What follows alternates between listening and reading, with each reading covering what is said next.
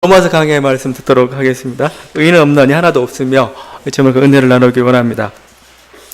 오늘 말씀은 우리가 1장, 2장, 지금 3장 전반전까지 우리가 봤는데 그 모든 말씀의 결론입니다. 결론은 뭐죠?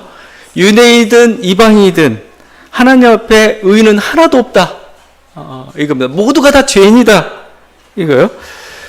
그 말은 무슨 뜻입니까? 스스로 구원에 이룰 수 있는 사람, 스스로 구원을 받을 수 있는 자기의 노력으로 그런 인간은 하나도 없다. 이 선언이죠. 보통 우리가 이걸 원죄라고도 하지만 기독교적 인간관을 하는 상징하는 인간관의 어떤 대표적인 모습이 바로 이 말씀입니다. 의인은 하나도 없다. 인간은 선한 게 아무것도 없다. 이게 기독교가 우리 신앙 안에서 세상을 바라볼 때, 인간을 바라볼 때 가지고 있는 중요한 하나의 가치관입니다. 기준입니다. 한마디로 절망선언이죠. 인간은 불가능하다는 거죠. 심지어 막 태어난 아기, 그 순수함과 그 깨끗함, 그 사랑스러움이 묻어있는데 안 된다 이겁니다. 아기도 죄인이에요. 아기도 지금 원죄를 가지고 태어나고 하나님의 심판을 받을 수밖에 없다. 지금 그런 말입니다. 그래서 우리 수도사들이나 청교도들이 즐겨 입던 옷이 검정색 옷입니다. 무채색. 색깔 있는 옷을 입지 않았어요. 그건 어떻게 보면 세상을 바라보는 어떤 비관적 태도, 한 인간이 가지고 있는 절망적 상황을 그렇게 옷으로 좀 표현하고 있어요. 무채색이에요. 아름답지가 않습니다. 왜냐하면 죄로 가득 찬 세상이고 하나님의 심판 앞에 놓여있는 세상이기 때문에 그렇습니다. 신학자들은 그것을 이렇게 표현합니다. 라틴어기도 하지만 인간은 죄를 지을 수밖에 없다. 창조 때는 인간은 죄를 지을 가능성이 있다 이거였는데 타락 후에는 인간은 죄를 지을 수밖에 없다. 어떤 식으로는 죄를 지을 수밖에 없다라고 이렇게 아주 부정적인 그 견해들을 이렇게 쏟아놓고 있죠. 그래서 기독교는 세상에서 선의 가능성을 인정하지 않아요. 그러니까 제가 비관적이라고 얘기하고 만약에 그래서 어떤 세상에서 누가 선에 대해서 얘기하고 뭔가 괜찮다고 얘기하는 거에 대해서 기독교는 신뢰하지 않아요. 의심해요. 그건 거짓이야 이거죠. 그것은 헛된 희망을 지금 심어주고 있어. 그죠? 그래서 기독교인들이 세상과 연대하는 게 쉽지가 않아요. 무슨 선한 일을 하겠다고? 우리 같이 하자. 못해요. 왜? 의심이 있어요. 의심. 저들이 아무리 선하겠다 하겠지만 결국은 선하지 않은 결과를 가져올 거다 이거죠. 그 목적, 뭔가 하여튼 오염되어 있어요. 같이 할 수가 없다 이겁니다. 타종교에 대한 태도도 굉장히 배타적이죠. 저는 그래도 굉장히 어떤 포용하고 같이 가자 이렇게 얘기하고 있지만 근본 교리 자체가 타 종교에 대해서 받아들이기 어렵습니다. 왜냐하면 이거죠. 타 종교랑 결국 종교는 모든 걸 구원을 얘기해요. 인간이 어떻게 하면 구원을 받을 수 있는가죠? 나름대로 어떤 그 진리관들을 얘기합니다. 근데 그 가능성이 없다는 거잖아요. 인간은 죄인이 아무도 선할 수 없는데 어떤 종교가 그 선한 것을 제시할 수가 있냐 이거예요. 그건 다 신기루고 헛된 속임수다 이겁니다. 정상에 오르는 길은 다 차단됐어요. 보통 종교다원주의 얘기할 때 정상에 오르는 길이 이 길 있고 저 길 있고 막 그런데 전부 차단됐어요. 낭떨어집니다. 전부. 그 정상을 쓰는 게 없어요. 단지 이제 유일하게 그 정상에서 이게 사다리를 이렇게 내려주신 분이 있습니다. 예수님이시죠. 그 길 외에는 그 정상에 오를 수 있는 길이 없다 이겁니다. 그게 인간이 가지고 있는 그 기본적인 비관적 태도를 지금 기원하고 있는 거죠. 어떤 배타성의 근원에 원죄론이 있는 거고 모든 어떤 기독교에서 나온 철학이나 사상의 근거에 항상 인간은 할 수 없다. 인간은 선을 이룰 수 없다는 그 원죄론, 그것이 항상 근거에서 지금 펼쳐지고 있습니다. 이 원죄론은 단순히 어떤 그 세상을 바라보는 눈일 뿐만 아니라 내 자신을 바라보는 눈이기도 해요. 여러분 자신을 바라보는 눈이 긍정적이에요? 희망적이에요? 그럼 참 좋습니다. 근데 내 안에서 어떤 희망의 가능성을 찾아볼 수 없다는 거죠.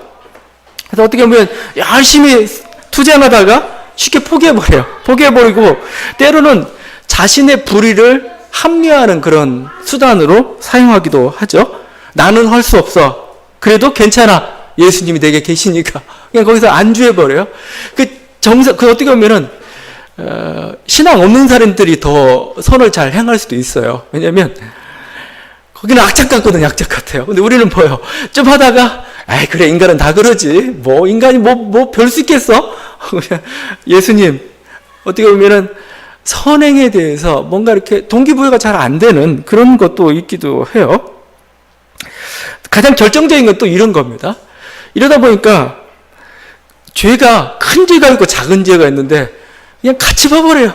모두가 죄인이다 하는 거죠. 그래서 흉악한 범죄자도 예수님 믿기만 하면 오케이 너 구원받아 이거죠. 또 미량이라는 그 영화가 나왔던 거잖아요. 그러니까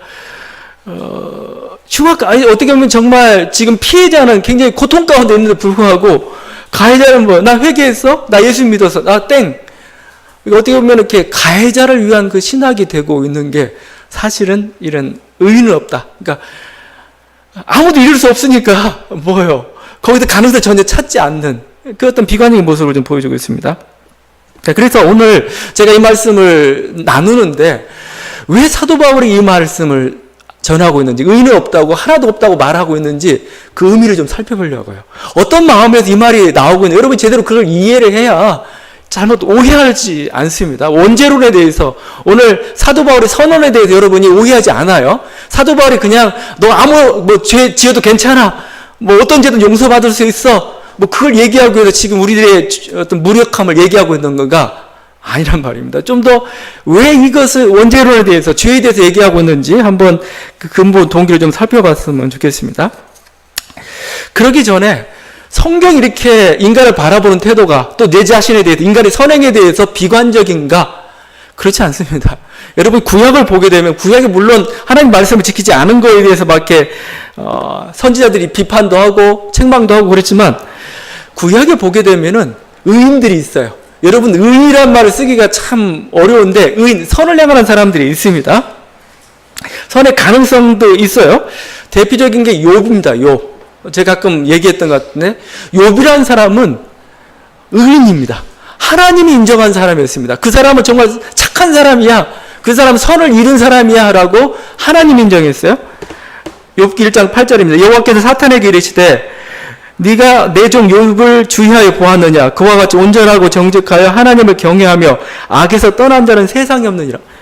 온전하고 정직하여 하나님을 경외하며 악에서 떠난 자가 세상에 없다 이거죠. 욥은 믿을만해. 욥은 신뢰할만해. 이게 의인이지 뭐예요? 욥은 선을 이룬 사람입니다. 근데 욥은 어떤 사람입니까? 부자예요. 굉장히 큰 부자였습니다. 자녀들도 많아요. 그리고 욥은 지금 이스라엘 땅이 아니고 우스 땅이라는 지금 우리가 에돔 지역으로 추정하는데 이방 지역에 살고 있습니다. 자, 여러 환경을 볼 때 욥은 의인이 되기가 쉽지가 않은 환경이에요. 부자가 됐는데 그게 의롭다는 게 쉽지는 않죠. 그 부를 얻기 위해서는 뭔가 안 좋은 일들을 행하고 뭐 그런 과정을 통해서 부를 쌓는 거니까요.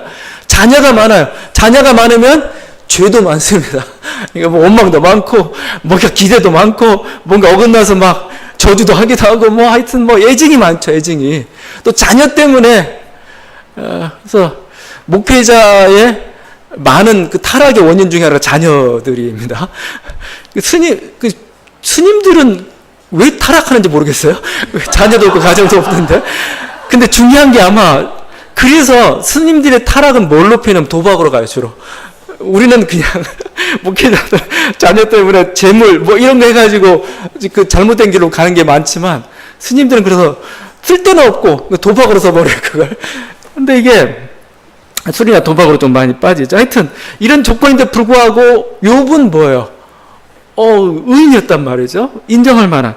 본인도 그걸 인정하고 있습니다. 근데 욥에게 이제 고난이 닥쳤죠. 그래가지고 뭐 재산이 다 날아가고 자녀들 다 죽고 자기 몸에 온갖 악한 피부병이 나가지고 고통 가운데 있으면서 이제 하나님과 투쟁이 시작되는데 그 가운데 욥이 고백했던 이 말이 있습니다. 이 말 속에서 욥이 얼마만큼 자기의 의에 대해서 자기가 의로운 사람임을 확신하고 있는가를 잘 보여주고 있는데 이 말씀은 동시에 또 오해가 되기도 쉬운 그 말씀이기도 합니다. 욥기에 나와 있는데 욥기 23장 10절입니다. 나의 가는 길을 오직 그가 아시나니 그가 나를 단련하신 후에는 내가 정금같이 나오리라. 그렇죠? 여러분 이 말은 어떤 고난이 된 유익을 찬양하는 말처럼 우리가 자꾸 번역을 해요. 해석을 해요. 그래 내가 고난을 받지만 이 고난이 나에게 하나 용광로와 같이 돼가지고 모든 불순물들을 다 빼내고 정금 같은 나의 신앙, 인격을 다져갈 것이다. 고난에 대한 찬양이냐? 그런 말 아닙니다. 번역이 조금 오해의 소지가 있어요. 그래서 제가 표준 세번역으로 방금 읽었던 것은 개역이고 표준 세번역으로 다시 한번 읽어보겠습니다. 욥기 23장 10절인데 하나님은 내가 발 한 번 옮기는 것을 다 알고 계실 터이니 나를 시험해 보시면 내게 흠이 없다는 것을 아실 수 있으려마. 너무 다르죠. 하나님 용광로가 뭐예요? 자기를 정죄시키는 도구가 아니고 테스트입니다. 테스트. 나 시험해 보십시오. 내가 진짜임을 알 겁니다. 이건 내가 진짜임을. 가짜와 진짜 의인치 않은 사람 있는데 의인치 않은 사람은 고난에 다 들통이 나요. 어려운 때에 다 본모습이 드러나는데 나 한번 그렇게 테스트해보라 이거예요. 나는 진짜입니다. 정금입니다. 바로 이게 엄청난 지금 오역을 우리가 지금 하고 있는 거나 마찬가지죠. 그걸 알 수 있는 게 제가 10절을 읽었는데 11절에 욥이 동일하게 이런 얘기합니다. 내 발이 그의 걸음을 바로 따랐으며 내가 그의 길을 지켜 치우치지 아니하였다. 보세요. 10절에도 그 얘기, 11절에도 내가 하나님의 길을 쫓아가는데 치우치지 않았다 이겁니다. 이렇게 자신 있어 하는 사람입니다. 그런데도 불구하고 자기에게 고난이 오니까 욥이 이해할 수가 없었던 거죠. 욥의 잘못이란 거 결국 우리가 따져보게 되면 욥이 잘못된 행위를 해서 잘못한 게 아니고 자기 의를 자꾸 주장하다 보지 하나님의 불의를 주장한 거예요. 왜? 나는 의로운데 고난을 내리시면 하나님 당신은 뭡니까? 이렇게 따져 물은 거고 또 그 고난이 가지고 있는 하나의 신비라고 얘기하면 그건 하나님의 주권이고 인간이 알 수 없는 그 계획 가운데 펼쳐져가는 하나님의 어떤 역사 섭리가 있거든요. 그걸 우리가 그걸 받아들여야 돼요. 욥기라는 그걸 받아들이도 우리들에게 눈을 열어주는 겁니다. 여러분이 생각하는 대로 인생이 진행되지 않잖아요. 여러분이 노력했다고 해도 그 대가 그대로 바로 돌아오는 건 아니잖아요. 노력하지 않았는데도 불구하고 여러분이 놀라운 대가가 돌아올 때도 있고 막 그렇습니다. 여기서 법칙을 찾기가 어려워요. 그러면 여러분이 하나님의 불의를 탓할 건가? 아니라는 겁니다. 그걸 뭐냐면 신비로 돌립니다. 섭리, 알 수 없는 하나님의 계획. 인간은 다 알 수가 없습니다. 그걸 인정하라는 게 지금 어떻게 보면 욥기의 결론이죠. 그걸 인정하지 않은 게 욥의 죄일 수는 있겠죠. 잘못일 수는 있겠지만 근본적으로 욥은 자기 잘못하고 있다고 얘기하지 않아요. 저는 이 욥의 확신을 여러분도 가져야 됩니다. 필요해요. 왜냐하면 우리 인생에 대해서 자기 인생의 가능성에 대해서 여러분 포기하지 말고 세상은 아름다운 곳이에요. 인생은 아름다워요. 여러분 인생은 아름다워가 영화죠. 근데 여러분 그 인생은 아름다워 영화 보면 굉장히 비극적입니다. 그 유대인 학살을 다루고 있는 영화인데 역설적 인생은 아름다워라고 얘기하고 있어요. 근데 실제 인생이 아름다워요. 세상이 아름다워요. 하나님께서 만드신 세상이 타락에 의해서 망가졌는데 그러면 하나님 실력 없는 거죠. 그 타락 때문에 완전히 망가져 버린다면은 세상을 만든 게 그게 뭐예요? 그냥 나사 하나 뽑았다고 해서 그냥 완전 기계가 안 돌아가요. 잘못 만든 거죠. 뭔가 조금 흠이 생기고 그렇게 생겼지만 세상은 여전히 아름답고 조화롭고 질서롭게 잘 진행돼 가고 있습니다. 인간에게 선의 가능성도 주어져 있고 우리는 뭐요? 그 속에서 열심히 일하는 거예요. 그래서 제가 얘기하지만 어거스틴이 악을 뭐라고 규정했냐면 선의 결핍으로 규정했어요. 악이란 실체가 있는 게 아니고 선이 없는 게 악이라는 거예요. 선이 없는 게. 어둠은 뭐냐? 어둠이 실체가 아니고 빛이 없는 게 어둠이라는 겁니다. 그게 그 말 같은데 그게 아니고 뭘 중요하게 여기느냐 이겁니다. 악은 손님이에요. 악은 손님입니다. 이 땅에 온 손님이고 고난과 이런 모든 이 땅에 온 주인이 아니에요. 주인이. 세상을 바라보는 눈이 좀 달라지라는 겁니다. 인간을 바라보는 눈. 인간이 인간이 악하다고 뭐라고 얘기하지만 그래서 선의 가능성을 가지고 있는 게 인간인 겁니다. 우리는 그에 대한 희망을 가지고 있고 함께 연대하고 나가고 구약은 오히려 그걸 얘기해주고 있고 이 확신은 사도 바울도 가지고 있었습니다. 그래서 사도 바울은 자기가 막 율법을 지킬 자가 아무도 없다 이렇게 선언하고 있지만 그 전까지 사도 바울은 정말 그런 사람이었느냐? 아니었어요.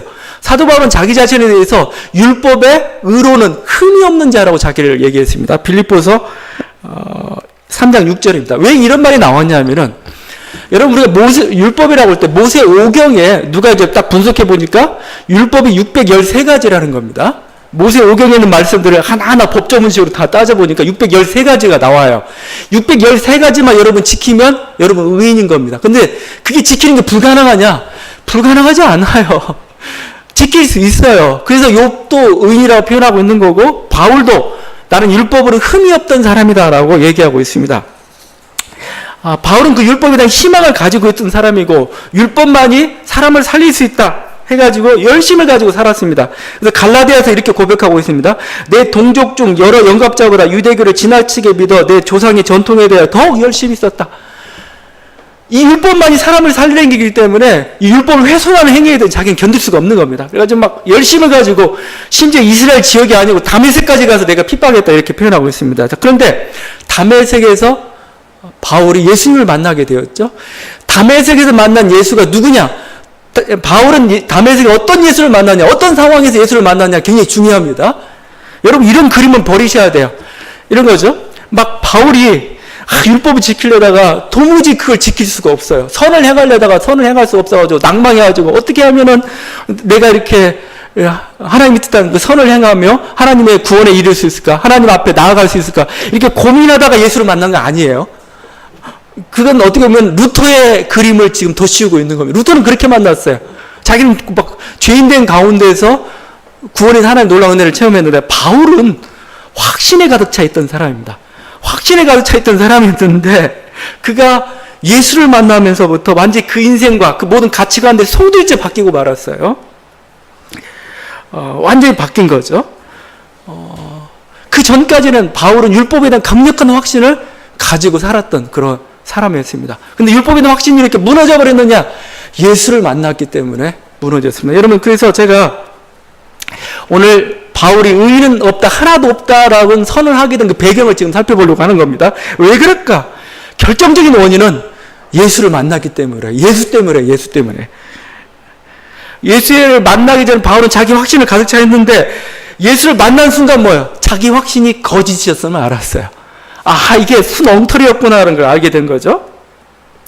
빛 중에 빛이신 예수를 만나고 나니까 자기의 부족한 게 다 보였고, 자기 더러운 게 다 보이고 말았던 거죠. 이런 겁니다.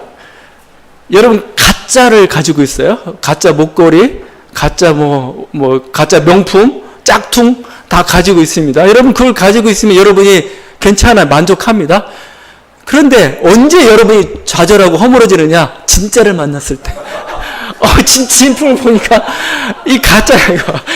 이거 그냥 빛을 잃어버리죠. 짝퉁 경고했다고 생각했는데 그 명품이 가지고, 진짜가 가지고 있는 그거에 그냥 무너지는 거죠. 이거 역시 이 가짜는 가짜구나. 짝퉁은 짝퉁이라 이렇게 되는 거죠. 똑같은 겁니다. 예수를 만나고 나니까, 빛 중에 빛이신 예수를 만나고 나니까 자기가 가졌던 것, 자기가 추구했던 것들 너무 거짓된 것처럼 다 드러나 버린 것이죠.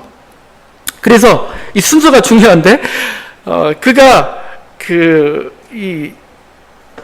죄인이라서 예수를 만난 게 아니고, 예수를 만나고 나니까 죄인이 돼버린 거예요. 그 전까지 난 괜찮은 사람을 생각했는데, 예수를 만나고 난 괜찮은 사람이 아니에요. 내가 살아가는 삶이라는 게 옳은 게 아니었어요. 그런 거 체험들 한 게죠. 다른 식으로 한번 좀 비유하고 싶은데, 이겁니다. 24시간 동안 아주 그냥 하루 종일 아주 깜깜한 동굴에서 살고 있는 사람이 있다고 생각해 보십시오. 동굴에 살고 있는데, 어느 날 갑자기 촛불이라는 게 발명이 됐습니다. 촛불을 딱 밝혔습니다. 촛불은 우리가 얘기하는 율법이고, 어떻게 보면 양심이라고 할 수가 있습니다. 동굴에서 촛불을 밝게 너무 화내요. 너무 좋아요, 이거 막. 이 촛불 이거 좋다 하면서 막 이걸로 비춰보면서, 이거 위험한 곳이야. 이거 가면 안 돼. 이건 더러운 거야. 이건 먹으면 안 돼. 이 촛불을 이러고 다녔습니다. 어느 날 이 사람이 태양빛을 보고 왔어요. 밖에 나가가지고. 태양빛을 봤습니다. 엄청 그 눈부신 빛을 보고 딱 보니까 갑자기 촛불이 초라해져요. 희미해져요. 안 보이는 것 같아요, 더. 태양빛을 보기 전에는 촛불은 괜찮았어요. 근데 태양빛을 보고 나니까 촛불은 너무 희미해요. 너무 보이지 않는 거예요, 이건. 이게 바로 예수 안에서 만난 그 사건입니다. 왜 의인은 없다고, 하나도 없다고 선언하는 그 이유가 뭐냐면, 정말 의이신 예수를 만났기 때문에 그 앞에 모든 게 다 무기력해지는 거죠. 그래서 여러분, 이사야는 굉장히 괜찮은 사람이고 제사장이고 그런 사람인데 불구하고 거룩한 하나님을 만났을 때 그 앞에서 뭐라고 이렇게 고백하냐면, 화로다 나여 망하게 되었도다 이거죠. 나는 입술이 부정하다, 입술이. 제사장으로서 막 하나님 율법을 전하고 막 그랬는데 거룩하신 하나님을 만나고 보니까 뭐요? 내 입술이 부끄러워져요. 내가 거짓말을 한 것 같고 책임지지 못할 말을 한 것 같고 막 부끄러워진 거죠. 나는 망하게 되었다고 표현합니다. 베드로는 굉장히 성실했던 사람이죠. 자기 가정을 책임지고 또 자기 삶의 현장에서 열심히 이렇게 살았던 그 사람입니다. 근데 그가 예수를 만났을 때 했던 고백이 뭡니까? 주여 나를 떠나소서 나는 죄인이로소이다. 베드로가 무슨 죄가 있어요? 그냥 열심히 산 것뿐이고 가정을 위해서 자기 인생을 이렇게 성실하게 살았던 그 사람일 뿐인데 예수를 보니까 뭐예요? 나의 삶이 온전하지 않아요. 나의 삶이라는 게 뭐예요? 제대로 된 삶이 아니에요. 그래서 하는 말이 뭐죠? 나는 죄인입니다. 나를 떠나소서 이렇게 고백을 했던 거죠. 이게 예수는 참 빛의 견주음을 모든 게 다 거짓이고 오히려 어두운 표현한 겁니다. 예수의 빛에 비춰보니까 그동안 보이지 않는 악까지 다 보여요. 오히려 그동안 간과했던 것 같이 정말 예수의 은혜를 경험하고 나니까 입새에 있는 그 바람에 그 바람에 있는 그 입새죠. 그 입새에 그 떨리는 그걸 보면서도 마치 자기 양심을 책망하는 것처럼 이렇게 바뀌어져 버리고 말. 그전엔 둔감했는데, 그전엔 아무것도 느끼지 않았는데, 그렇게 공감하지 않았는데, 이렇게 되어버리고 만 거죠. 그래서 바울은 지금 의인 없다, 하나도 없다고 이렇게 선언하고 있는 거죠. 그래서 어떻게 보면 인간의 절망 끝에서 외치는 단말마의 외침이 아니라는 겁니다. 그런 선언이 아니에요. 참빛을 본 자의 희망의 찬양입니다. 가짜를 잡지 말고 이제 진짜를 잡으라 이거예요. 니네가 붙잡고 있는 다 가짜다. 이게 바로 이 의인은 없나니 하나도 없다는 그 선언에 담겨져 있는 그 의미라 할 것입니다. 두 번째 좀 살펴보고 싶은 것은 죄에 대한 우리 판단 기준입니다. 왜 우리는 인간에 대해서 이렇게 부정적인 태도 아니면 긍정적인 태도를 갖게 되기도 하는데 그 결정적인 건 뭐냐면은 자기 눈이에요. 인간적인 판단이라는 거죠. 인간적인 판단. 우리 눈으로 보기에 세상은 아름다워. 우리 눈으로 보기에 세상은 깨끗해. 이거죠. 우리 눈으로 보기입니다. 자, 그런데 여러분 눈에다 갑자기 현미경을 갖다 대기 시작해 보세요. 현미경 갖다 대기 시작하면은 안 보이던 것들이 보기 시작하는데 더러워서 견딜 수가 없어요. 여러분 침대에다가 현미경 같은 거 하나 딱 갖다 놔요. 아니면 돋보기라도 엄청 큰 걸 갖다 놓으세요. 막 보면 막 보풀하기에 먼지 같은 게 막 드글드글합니다. 심지어는 막 진드기나 벌레 같은 것도 막 기어가요. 거기서 못 자요. 막 근질근질한 것 같고 못 견딥니다.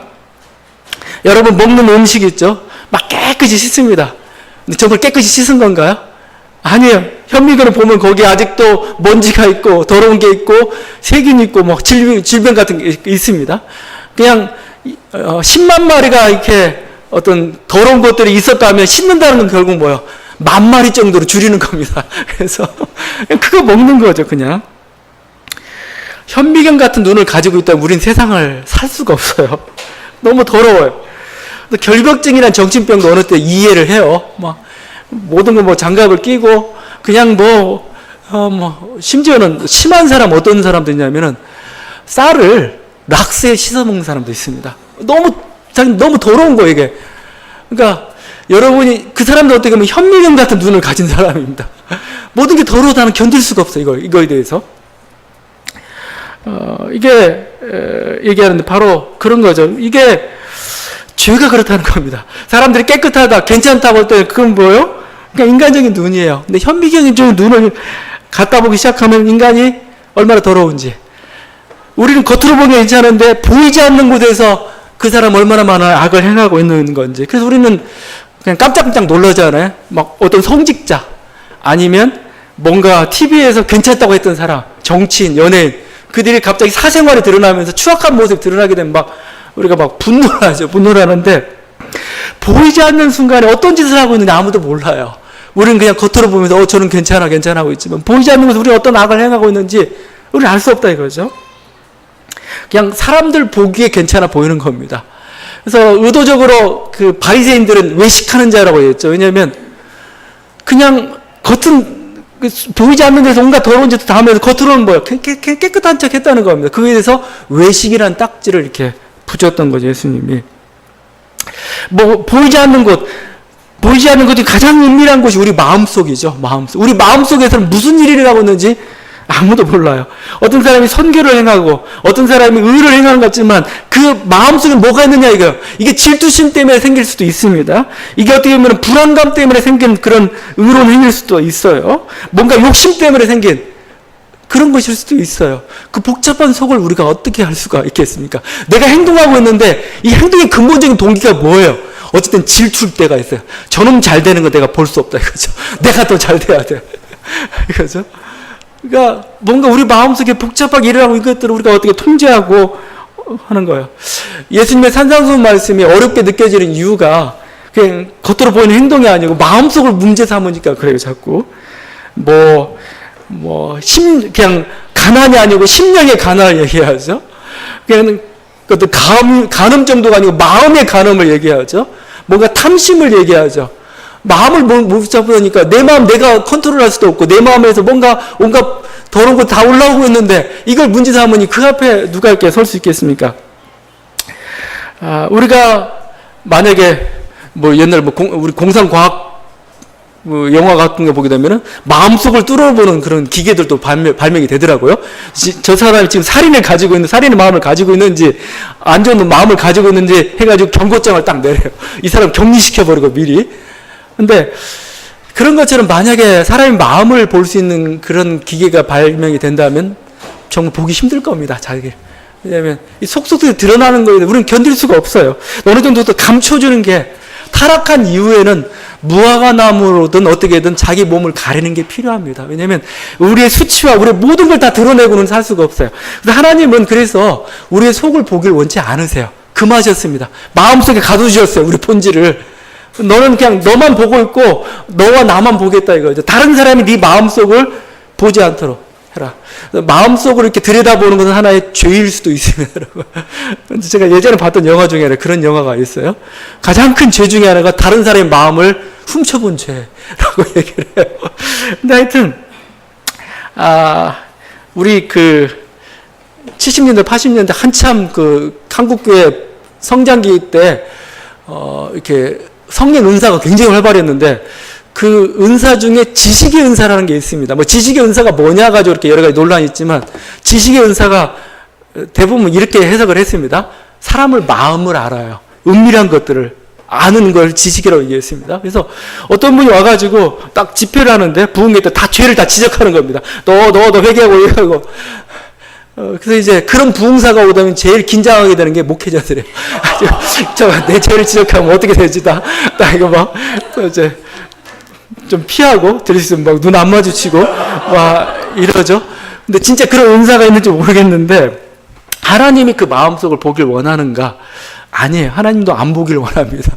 그냥 하나님도 왜냐면 보기 싫어요. 보기 싫을 뿐만 아니라 그건 너의 은밀한 부분이 어떻게 보면 지성소와 같은 것입니다. 그냥 마음은 하나의 지성소와 같은 것이죠.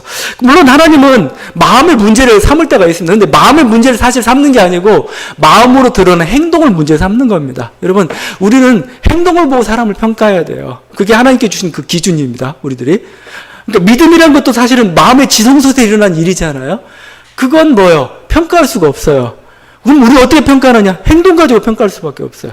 그게 열매죠. 너의 열매를 보고 네가 믿음이 있는지 알아보겠다 이거죠. 그리고 우리 주님께서 마음을 문제 삼는 것은 마음속에 악이기 때문이 아니고 마음속에 악 때문에 우리들이 악한 행동을 하기 때문에 그런 겁니다. 우리 마음속을 컨트롤해야 되는 거죠. 그래서 악한 행동이 나오지 않도록 우리는 조심해야 되는 거고 그렇게 해야 됩니다. 내 마음속에 여러 가지 탐욕과 여러 가지 모든 욕심들이 있지만 그걸 억누르고 내가 의의 길을 간다. 그건 대단한 겁니다. 괜찮은 겁니다. 너는 갈등 속에도 결국은 선을 택했구나. 이건 대단한 거죠. 내 마음속에 악이 있기 때문에 어떤 불의한 생각들이 있기 때문에 나쁜 게 아니고 그런 나쁜 마음이 있음에도 불구하고 나는 그걸 억누르고 나는 의의 길을 가겠습니다 했을 때 그건 대단한 거라고 저는 생각합니다. 그래서 하나님께서는 제가 행동을 보라는 그 이유는 우리는 그렇게 평가해야 되는 거지. 어떻게 그 마음속 가지고 그걸 어떻게 사람을 어떤 제도하는 걸 수 있게 하나님도 그렇지 않고 그 마음속에 악이 자꾸 드러나니까 마음속 악을 차단하라는 의미에서 이렇게 말씀하신 거죠. 하여튼 이런 것들을 기준으로 볼 때 인간이 어떻게 의인이라고 할 수가 있는가? 성 프란치스코가, 테레사가, 심지어 성철 스님이 갖다 놓고 정말 내가 당신 의인입니까? 물어보면 내가 자신에게 내가 의인입니다 얘기할 수 있는 사람 그렇게 많지는 않을 거예요. 왜냐하면 나는 어렸을 때, 나는 보이지 않는 가운데, 나는 은밀한 곳에서 얼마나 많은 악들을 행하고 있는지 이런 거죠. 바로 이 현미경적 눈으로 보니까 인간이 의인이 아니라는 겁니다. 마지막으로 살펴볼 것은 이건데, 죄에 대해서 우리들이 너무 개인적으로만 자꾸 생각하고 죄는 공동체성을 가지고 있습니다. 오히려 굉장히 중요한 것 중에 하나가 여러분 인정해야 될 게 이거예요. 죄는 내가 죄를 지어야 그에 대한 대가를 받고 항상 이런 식으로 생각하는 그게 아닙니다. 죄는 공동체적입니다. 공동체. 이게 우리들이 조금 그 눈을 좀 열어서 좀 봐야 될 그런 건데, 여러분 사회가 그래요. 여러분이 열심히 살고 열심히 일했다고 해서 그에 대한 대가가 돌아오느냐? 만약에 개인 실질적으로만 돌아가야 한다면 그렇게 나와야 돼요. 그렇게 되지 않아요. 난 열심히 일하고 착하게 살았는데 오히려 악한 일이 일어날 때가 있습니다. 나는 악하게 살았는데 잘 될 때가 있어요. 다른 사람의 선 때문에, 다른 사람의 선함 때문에. 그게 세상 속이죠. 그러면 이걸 어떻게 해결해야 되느냐? 여러 가지 어떤 뭐 하나님의 섭리니 하나님의 뜻을 얘기할 수 있겠지만, 하나 우리가 생각해야 될 것은 공동체성입니다. 공동체성. 나만 의롭다고 해서 의로운 게 아니에요. 옆에 사람이 불의하면은 나도 그냥 불의하게 되는 거예요. 내가 불의하지 않으면 뭐요? 한 사람이 의로운 뭐요? 나는 같이 의로운 사람 취급당하고 그렇게 칭찬을 받아요. 보통 우리 학교 때 수업 시간에 그렇잖아요. 똑똑한 애 몇 명이 이렇게 잘해주면은 그 반은 그 선생님으로도 칭찬을 받아요. 이 반은 괜찮아, 너무 좋아.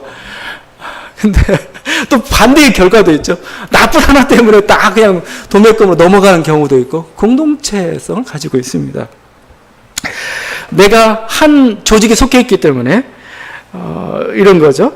그래서 이 이스라엘에서는 이 고백이 강해요. 그래서 에스겔서와 예레미야에서 이런 말을 합니다. 이런 속담이 이스라엘에 있었습니다. 어떤 속담이냐면은, 아비가 먹은 신포도주 때문에 아이가 이빨이 시리다 한다 이거죠. 이게 무슨 말입니까? 아버지가 막 신포도주 막 먹었어요. 그러면 아버지 이빨이 시려야 되는데 아이의 이빨이 시려요. 하나의 유전이죠. 하나의 뭐죠? 공동체죠. 아부의 죄악 때문에 뭐요? 아들이 고통을 당하는 거 있는 겁니다. 이런 속담이 있단 말입니다. 속담. 이게 이스라엘 속담이 있을 정도로 이게 하나의 공동체죠. 그래서 반대로 그래서 느헤미야 같은 사람 굉장히 선한 사람이죠. 하나님 뜻에 열심히 사람이, 이 사람이 기도할 때 이렇게 고백합니다. 나와 내 아비 집이 범죄하였습니다. 이러면서. 그러니까 아버지의 조상의 죄를 자기의 죄로 끌어안고 있어요. 그런데 하나님께 나가서 이렇게 기도하고 있습니다. 그럼 이게 인간이라는 존재입니다. 인간의 존재는 나 혼자만 한다고 되는 게 아니에요. 같이 봐야 됩니다. 내가 어떠한 조직에 속해 있고, 또 어떠한 한 국가나 한 민족에 속해 있고, 또 심지어는 우리가 인간이라는 것 때문에 동물들에게 범하는 구조적인 악들이 있어요. 죄들이 있습니다. 인간이기 때문에 우리는 먹어야 돼. 먹기 위해서 막 사육해야 돼. 그 때문에 동물들은 아주 그냥 엄청난 희생을 당하고 있죠. 인간이 종족이 가지고 있는 하나의 알 수 없는 우리 은연중의 죄악이죠. 여러분이 선진국에 살고 있어요. 열심히 먹고 나는 열심히 일하고 나는 예배도 드리고 좋아요. 근데 그 열심히 먹는 그것을 대기 위해서 아프리카나 저 제3세계 가난하게 살아야 되고 힘들게 노동에다 죽어야 되는 거고, 잘못하면 또 그것 때문에 뭐 독재와 또 수탈도 있는 거고, 그게 다 연관되어 있습니다. 사실은요. 결국은 나는 그냥 내 돈 주고 선하게 살고 헌금도 잘했는데 왜 내가 죄야? 근데 은연중에 봐게 되면 결국 죄를, 한 사람 죽음에 이른 죄를 제가 범하고 있는지도 몰라요. 그게 참 이게 공동체성이라는 거죠. 여러분, 사람을 개인적으로 만나면 굉장히 괜찮습니다. 착합니다. 근데 이 사람이 갑자기 어떤 이데올로기나 어떤 종교적 신념이나 어떤 정치적이나 어떤 집단적 이해에 부딪히게 되면 갑자기 사람이 돌변해요. 행동이 달라집니다. 이게 마치 딴 사람처럼 행동을 해요. 그래서 여러분, 우리가 보통 살인죄라고 하죠. 살인죄. 한 사람이 다른 사람을 미워해서 아니면 뭔가 욕심 때문에 죽이는 그 살인죄보다 더 많은 살인을 저지른 게 뭐냐면 이데올로기적 살인이에요. 종교 교리에 따른 마녀 사냥이에요. 그것 때문에 사람을 죽이고, 자기 이데올로기 신념과 다르기 때문에 사람을 죽이고, 이게 더 많아요. 전쟁이라는 게 결국 그런 거 아니겠어요? 이데올로기 하나의 싸움이잖아요. 이 민족, 네 민족, 넌 안 돼. 그런데 이게 더 무서운 게 뭐냐면은 이렇게 죄를 저지르고 나서도 뭐죠? 양심의 가책을 안 느껴요. 양심의 가책을 안 느끼는 거죠. 우리가 베트남에 가서 양민들 학살하고 막 그랬습니다. 그런데 이 사람들이 양심의 가책을 느끼는 사람도 있겠지만 안 느껴요. 왜? 나는 민주주의를 수호해서 갔다 이거죠. 나는 우리의 가난한 우리 나라를 살리기 위해서 갔다. 합리화가 돼, 합리화가. 이게 더 무서운 겁니다. 착한 사람입니다. 개인적으로 볼 때는. 근데 하나의 공동체, 구조적 속에 있다 보면은 우리가 범하는 엄청난 악들이 있어요, 악들이. 그런 점에서 인간은 죄인이라는 겁니다. 나는 깨끗하니까 왜 나 죄인이라고 왜? 죄인이에요. 지금 유대인들도 아마 사도 바울이 이렇게 고발할 때 한가할 겁니다. 내가 왜 죄를 지었어? 나는 얼마나 율법에 충실한 랍비인데. 제가 자세히 설명하지 않았지만, 로마서 2장 21절에 유대 교사들이 이런 얘기 했어요. 다른 사람을 가르치는 네가 네 자신을 가르치지 아니하느냐? 도둑질하지 말라 선포하는 네가 도둑질하느냐? 가늠하지 말라 말하는 네가 가늠하느냐? 우상을 가증히 여기는 네가 신전 물건을 도둑질하느냐? 이렇게 막 유대 교사들, 랍비들을 공격했습니다, 바울이. 그럼 랍비들이 가만히 있겠어요? 야, 내가 언제 그랬어? 나는 얼마나 열심히 지키는데. 그래, 랍비들은 대부분 가난하게 살아요. 왜냐면, 하나님 말씀 지키다 보면 그렇게 가난하게 살고 막 이랬습니다. 근데 모든 랍비가 그런 건 아니죠. 사실은 악한 랍비도 있어요. 어느 사이든 다 마찬가지죠. 근데 그 악한 랍비가 가져오는 그 폐해들, 또 뭐죠? 이렇게 너희가 지킨다고 하지만 대다수의 사람들은 못 지키고 있습니다. 율법이 가지고 있는 하나의 한계죠, 한계. 그래서 바리새인은 그런 생각을 했어요. 우리도 열심히 율법을 지키면은, 그래서 모든 사람이 율법을 지키면 하나님 나라가 임할 거라고 생각했는데, 그 전까지는 아직은 포로된 상태라고 생각했습니다. 죄악에 포로된 상태. 근데 그 포로된 상태에 끝날 날이 없어요. 왜냐면 모두가 다 율법에 충실한 때가 없어요. 누가 한 사람이 악을 행합니다. 그 악 때문에 또 고통을 당하고 막 그렇습니다. 여러분이 다 열심히 잘 사는데, 누가 배 밑창에서 배를 타고 갑니다. 열심히 다 잘 살고 착하게 사는데 어떤 사람이 배 밑창에 구멍을 내기 시작했어요. 이건 내 거니까. 근데 그것 때문에 다 죽어요. 그러니까 이게 공동체성이라는 겁니다. 어떻게 보면은 유대 교사들이 하는 말이 율법이 가져온 근본적 한계에 대해서 지금 공격하고 있는 거라고 볼 수가 있어요. 니네는 안 했을지도 모르겠지만 행한 사람도 있고 결국은 대다수가 이렇게 빠져 있지 않느냐 이겁니다. 여러분 결국 일어났던 거. 그래서 바울은 나중에 5절에 이런 얘기합니다. 연대성의 죄를 얘기합니다. 연대성의 죄. 연대성의 죄의 대표적인 게 아담이죠. 아담 한 사람이 불순종하여서 아담이 한 사람의 죄를 보면서 사망이 왕노릇했고 우리가 죄 가운데 빠지게 되었다 이거죠. 한 사람 곧 아담의 범죄로 말미암아 사망이 그 한 사람을 통하여 왕노릇하였다. 로마서 5장 17절 말씀입니다. 아담 한 사람 때문에 가능해요. 왜냐하면 죄는 연대적이기 때문에 그렇습니다. 그래서 내가 그 자리에 죄를 범하지 않았는데 아담 한 사람 죄 때문에 나도 같이 원죄의 고통 가운데 빠져 있습니다. 죄의 고통 가운데 빠져 있는 이게 원죄라는 거죠. 자, 그런데 이제 놀라운 역전이 일어나고 있습니다. 뭐냐? 바로 그리스도 예수 안에서 일어난 일이죠. 뭐죠? 한 사람 예수 그리스도의 순종으로 말미암아 모든 사람이 의에 이르게 됩니다. 구원에 이르게 됩니다. 로마서 5장 19절 말씀입니다. 한 사람이 순종하지 아니함으로 많은 사람이 죄인된 것 같이 한 사람이 순종하심으로 많은 사람이 의인이 되리라. 연대성의 은혜를 얘기합니다. 이번에 연대성의 은혜. 무임승차를 얘기해요. 의의 무임승차. 내가 의를 행하지 않았는데 그 의가 내 의가 돼요. 여러분이 만약에 개인 실존적으로만 자꾸 생각하면 이게 안 들어와요. 왜냐하면 예수가 행한 의가 어떻게 내가 의가 돼? 여러분 반대로 제가 얘기해요. 여러분이 아담의 죄를 범하지 않았는데 아담의 그 노예, 그 죄의 사망의 노예가 되어 살고 있습니다. 여러분 우리 현실입니다. 그런 일이 일어났듯이 반대의 일이 일어난 겁니다. 한 사람의 순종을 통해서 뭐죠? 모든 사람이 구원에 이르게 됐어요. 예수 그리스도 한 사람의 그 순종을 통해서 그분이 가지고 있던 그 의가 모두에게 다 전가가 되기 시작했습니다. 이게 우리들이 받고 있는 그 놀라운 이야기죠. 지금 바울은 이 얘기하려는 겁니다. 너희 자신에서 어떤 희망을 찾지 말라 이겁니다. 너희 희망이라면 결국은 한 사람의 범죄로 막 이렇게 된 거 아니겠느냐. 결국은 희망 없는 거 아니겠느냐. 새로운 희망이 나타났다 이거죠. 정말 하나님 앞에 순종했던 한 사람이 있고 하나님은 그 사람과 함께하는 사람들에게 하나님의 자녀들, 구원받은 주의 백성들, 의로운 사람들도 하나님께서 인정해 주시겠다고 얘기하는 거죠. 내 의가 아닌데도 불구하고 나의 의가 돼버려요. 나의 저주는 뭐죠? 예수 그리스도가 가져가 버리고 뭐죠?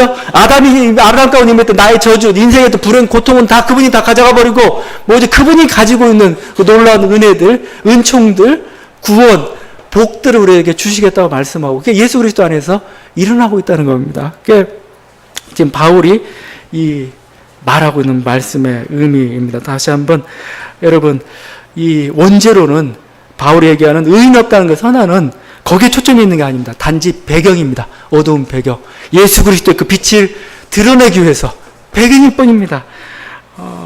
죄인된 그리스도, 우리가 죄인이라는 데 초점이 있는 게 아니고 그 무기력 가운데도 그리스도께서 우리에게 희망을 줬다는데 승리를 가져다줬다는 데 초점이 거기를 비추는 하나의 배경과 같은 게 바로 이 원죄론이라는 겁니다. 여러분 다시 한번 우리의 눈을 열어서 우리 주님을 바라보기를 원하고 그러므로 우리 주님에 향한 그 찬양이 있기를 바랍니다. 기도하시겠습니다.